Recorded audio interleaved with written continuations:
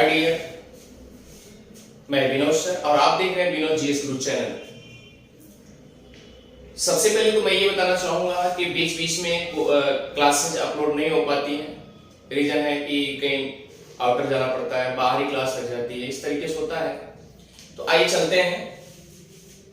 सबसे पहले हम सौर मंडल के बारे में अभी पूरा सोच रहे हैं, खत्म करने का प्रयास में है कि खत्म हो जाए, उसके बाद डीपली स्टडी किया जाएगा, हर टॉपिक्स पे डीपली स्टडी किया जाएगा। यानी कि सतह पर चल करके हम कभी सफलता नहीं मिल सकती।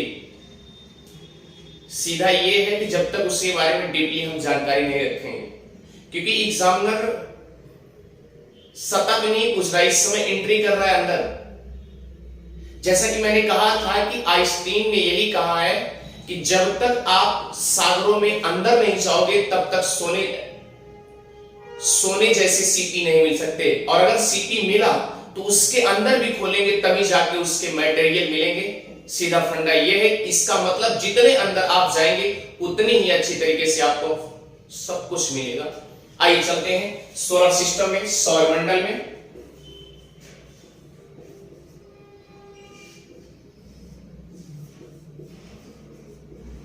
सोलर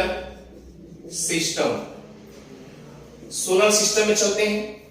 पहली चीज तो आपको ये ध्यान देना होगा कि सौरमंडल, सोलर सिस्टम जो है, इसमें जितने ग्रह हुए हैं, मैंने इसके पहले बता दिया है कि ग्रहों की उत्पत्ति लाप्लास अपनी निहारिका में सिद्ध कर देते हैं।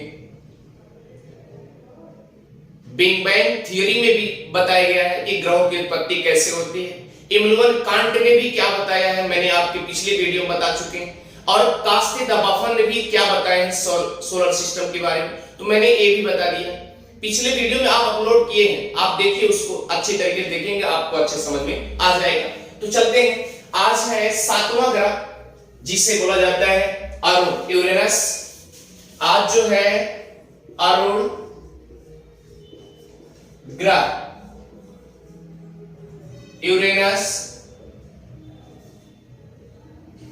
Planet, Uranus planet. आइए चलते हैं, सबसे पहले थोड़ा डीपली चलते हैं इनके बारे में। यूरेनस डीपली में कैसे पढ़ेंगे अरुण ग्रह को। एक चीज ध्यान दीजिएगा, पहली चीज तो इसकी क्वालिटी क्या है जरा ध्यान दीजिएगा। जैसे माजिद हुसैन की किताब में देखेंगे तो माजिद हुसैन जी ये कहे हैं कि जो अरुण ग्रह है वह 90 डिग्री पर झुका हुआ है, लेकिन किसी किताब में और देखेंगे तो वहां पर 97 डिग्री लिखा हुआ है। अब ये देखिए ध्यान से, पहले तो इसके बारे में डिटेल जानेंगे कि 1781 में यानी 1781 में जर्मन के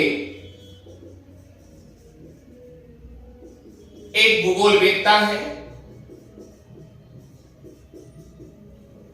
जिनका नाम है विलियम हर्शल। विलियम हर्शल, इन्होंने खोज की है। किसकी खोज की? अरुण ग्रह की। सबसे पहले तो इनका स्ट्रक्चर समझ लीजिए। जितने भी भूगोलवेत्ता आए हैं सबके सब बताए हैं कि सभी ग्रह अपने किली पर घूमते हुए लट्टू की तरह, अपने लट्टू की तरह घूमते हुए सूर्य की परिक्रमा करते हैं। लेकिन याद रखना, अरुण एक ऐसा ग्रह, इकलौता ऐसा ग्रह है कि जो 7 डिग्री हमेशा झुके होने के बाद, यानी 7 डिग्री पर झुका रह करके वह हमेशा 7 डिग्री पर ही झुका रहता है। और 7 डिग्री झुके होने पर ये क्या करता है? सूर्य का परिभ्रमण करता है, सूर्य का चक्कर लगाता है या परिक्रमा करता है। यानी कि हमेशा वो 7 डिग्री पर झुका हुआ है, और 7 डिग्री झुके होने के साथ साथ वह सूर्य की परिक्रमा कर रहा है। और दूसरी बात यह है कि 90 डिग्री 97 डिग्री झुके होने के कारण इसको क्या बोल दिया जाता है? लेटा हुआ ग्रह, लेटा हुआ ग्रह। अब सवाल यह है कि जैसा कि इसके पहले मैंने बताया कि सबसे पहले जो आया था बुध आया क्रम से, उसके बाद शुक्र आया, वीनस, मरकरी, वीनस, उसके बाद अर्थ, पृथ्वी, उसके बाद मार्स, मंगल, उसके बाद बृहस्पति, उसके बाद शनि, उसके बाद अरुण, उसके बाद वरुण। मरकरी, वीनस, अर्थ, मार्स, जुपिटर, सैटर्न, यूरेनस और नेपच्यून, इस तरीके से इनका वर्णन किया गया है। तो क्रम से कितने नंबर पे है?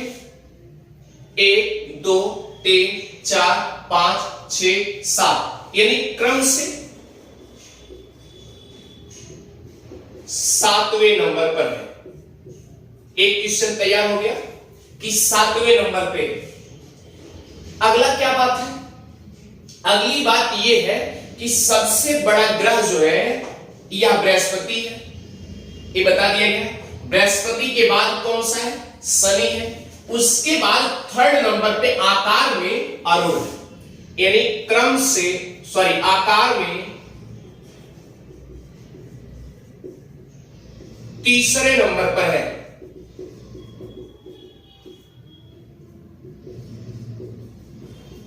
तीसरे नंबर पर है।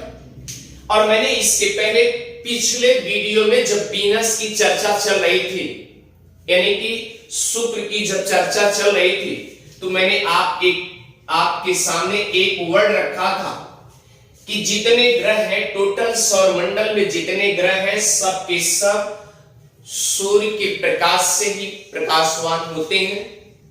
क्लियर? और दूसरी बात क्या है कि मैंने ये बताया था कि जितने ग्रह हैं सब के सब सूर्य का चक्कर लगाते हैं, और वह भी पश्चिम से पूर्व। लेकिन अपवाद के रूप में दो ऐसे प्लेनेट हैं जो कि पूर्व से पश्चिम सूर्य का चक्कर लगाते हैं। कौन कौन?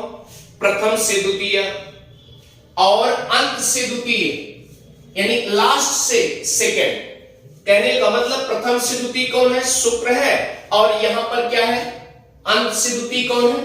अरुण है। तो इसका मतलब यह है दोनों पूर्व से पश्चिम घूमते हैं। अब यहां पर क्या मिल गया आपको? एक स्टेटमेंट मिल गया कि अरुण ग्रह पूर्व से पश्चिम घूमता है। पश्चिम सूर्य की परिक्रमा करता है। सूर्य की परिक्रमा करता है। इतनी बात तो समझ में आ गई। क्लियर? अब इसे मिटा दें हम। आइए चलते हैं।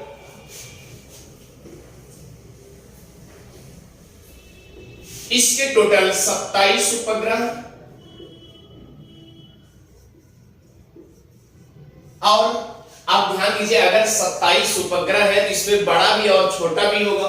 तो इसमें जो सबसे बड़ा है, 27 में जो सबसे बड़ा है, सबसे बड़ा उपग्रह सैटेलाइट वह टिटेनिया है।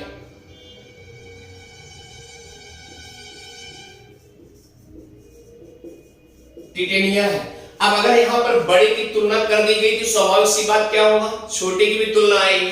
तो सबसे छोटा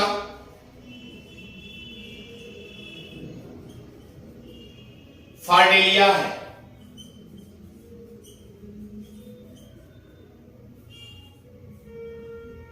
फार्डेलिया है, यानी सबसे बड़ा उपग्रह क्या है?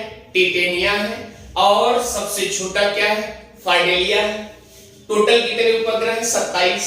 अब एक चीज इसके पहले वाले ग्रह में देखे होंगे, यानी जो 6वें नंबर पे था शनि, उसमें वलय पाया गया था। तो याद रखना इसमें भी वलय पाए जाते हैं, रिंग पाए जाते हैं, घेरे हुए हैं। तो याद रखिएगा इस समय बताया जा रहा है कि 10 वलय के रूप में चयनित किए गए हैं।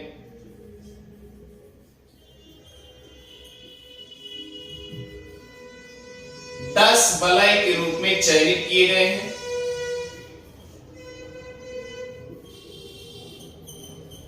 अब आप सोचिए कि अगर 10 वलय के रूप में चयनित किए गए हैं तो इसका मतलब जैसे आपसे इससे पहले बताया गया कि शनि में जो वलय पाए गए, जो बाहरी छल्ला है, बाहरी वलय है, ए नाम का जो वलय रखा गया बाहरी है, वह क्या है? उसकी क्वालिटी सबसे बाहरी है। और उसके बाद बी आया जो उसको बता दिया गया सबसे चमकीला वलय है।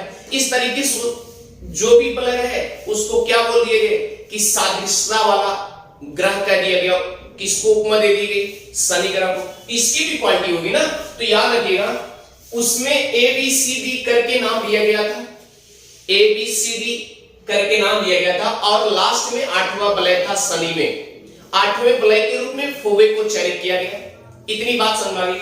अब इसका सवाल उठता है कि अगर अरुण ग्रह है तो इसके 10 वलय है, तो 10 वलय से 5 वलय का नाम चयनित किया गया है। 5 वलय के नाम, पहला है अल्फा, दूसरा क्या है? बीटा, तीसरा क्या है?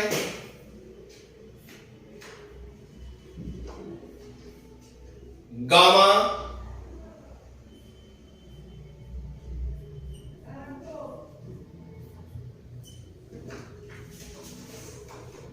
और चौथा क्या है? डेल्टा। और 5वें का नाम क्या है? इप्सियन।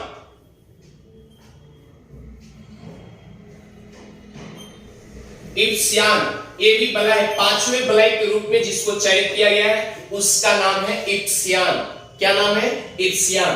तो अब ये देखिए अगर इसकी क्वालिटी क्या है, जैसे मैंने बताया कि अगर पृथ्वी है, पृथ्वी जो है सूर्य का चक्कर पश्चिम से पूर्व लगा रही है और ये अरुण ग्रह पूर्व से पश्चिम लगा रहा है, तो इसका मतलब कि जो सूर्योदय की बात आएगी तो अब किधर होगा? पश्चिम होगा ना। यानी कि अरुण ग्रह पर भी सूर्य की किरणें पश्चिम अर्थात सबसे पहले उगते हुए दिखाई देंगे। यानी सूर्योदय सबसे पहले कहां दिखाई देंगे? पश्चिम की तरफ। और अस्त किधर दिखाएंगे? सूर्यास्त किधर दिखाई देगा? पूरब की तरफ। सेम कंडीशन अर्थ के अपोजिट हो जाएगा। तो कहने का मतलब यह है कि यहां पर जो वलय पाए गए, और यहां तक कि माजिद हुसैन भी बता दिए कि अब अरुण की कंडीशन, अरुण की स्थिति ऐसी लगती है कि जमा हुआ अमोनिया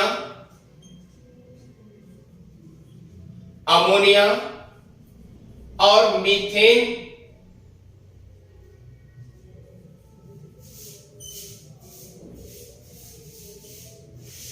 ठंडा हो जाने के कारण या ठंडा ही मिलता है। मीथेन और अमोनिया का ठंडा होने के कारण अरुण ग्रह की कंडीशन इस तरीके से बन चुकी है। इन्होंने कहा है माजिद हुसैन जी, डॉक्टर माजिद हुसैन द्वारा ये कहा गया कि अरुण की स्थिति ऐसी हो चुकी है, अरुण की स्थिति ऐसी लगती है कि मानो कि यह अमोनिया और मीथेन से जमा हुआ है, यानी एकदम ठंडे रूप में हो गया है। और अरुण ग्रह की कंडीशन उन्होंने बता दिया कि इसे अगर ये 97 पे डिग्री पर अगर झुक करके चलता है तो इन्होंने लेटा हुआ ग्रह, और ये बता दिए कि पृथ्वी से दूरी पर देखने पर यह ग्रह हरा दिखाई देता है। हरा दिखाई देता है और इसलिए इसे हरे ग्रह की उपाधि दी गई है।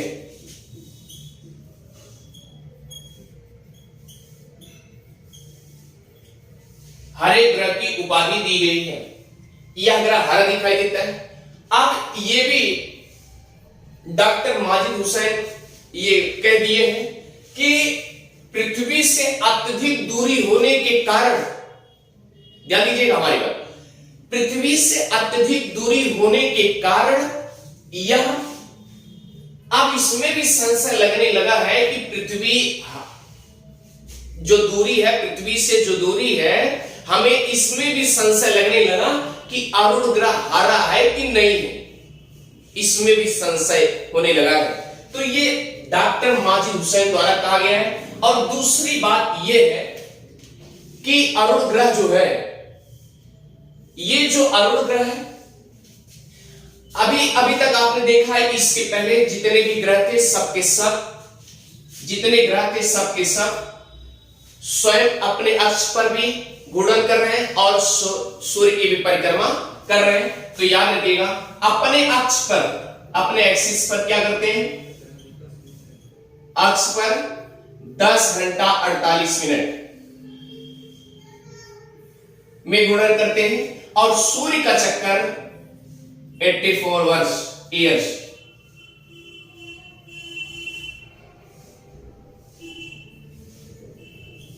चक्कर लगाते हैं।